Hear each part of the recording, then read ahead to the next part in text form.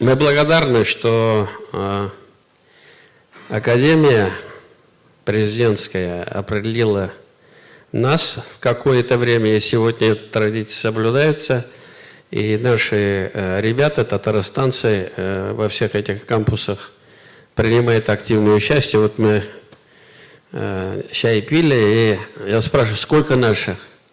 Говорят там, я слышал 8. Я, когда услышал 8, было желание кое-кого уволить с работы, но оказывается 80. Да. На самом деле это прекрасная площадка. Это мы благодарны, что вот прекрасная девушка, оказывается, из Белоруссии, не только России. Да? Поаплодируем ей. Да. И мы друг у друга учимся. Значит, вот сама среда и все вот такие активные, продвинутые. И татары, они очень корыстные, они просто ничего так не делают. Вы не думайте, что это, да. Нам надо продвигать наш Иннополис, нам надо продвигать Татарстан, нам надо кое-кого из вас агитировать, чтобы вы переехали к нам.